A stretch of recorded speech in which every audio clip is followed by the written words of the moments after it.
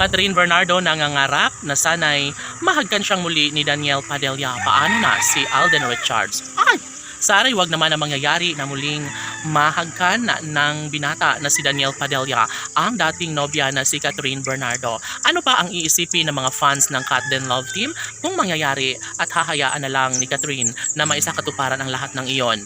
Kung kaligayahan ba naman ang mararamdaman sa puso ni Catherine Bernardo, why not? Bilang magkaibigan ay maaari na magkaroon ng pagbabagong buhay sa isang nakaraang nawasak na relasyon ni Daniel Padilla at Catherine Bernardo. Naniniwala ang lahat na kayang mapatawad ni Catherine Bernardo ang nag-iisang Daniel Padilla at ito ay isang bilang kaibigan na lang dahil sadyang mapagpatawad ang dalagang si Catherine Bernardo at nauunawaan umano itong lubos ni Alden Richards dahil naniniwala ang binata na kayang-kaya ni Catherine Bernardo na mas magiging maligaya kahit wala na si Daniel sa kanyang tabi.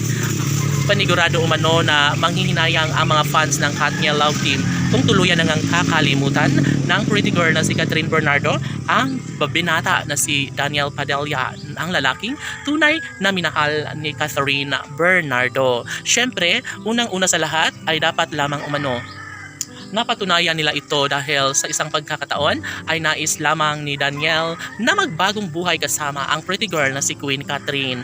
Of course, hindi naniniwala ang fans ni Catherine Bernardo na magbagong buhay na nga si Daniel Padilla sa kanilang relasyon dahil una sa lahat nais lamang ni Alden Richards na ipaalala sa dalaga na dapat kung saan siya tunay na mas magiging maligaya ay dapat doon na umano siya mag-focus dahil ayaw din ni Alden Richards na masayang ang isang magandang pagkakataon na mas magiging happy ang buhay ni Catherine Bernardo kung mag-focus lamang umano siya sa kanyang pag-ibig kay Alden Richards. Opo, panigurado umano na mas magiging makulay ang buhay ng dalaga kung tutuluyan niyang ipaglaban ang kanyang tunay na damdamin ngayon. Kung nais man ng taong bayan na mas magiging happy ang buhay ni Alden Richards at Catherine Bernardo ay dapat na mag-focus na lang umano sila sa kanilang nasimulang pag-ibig.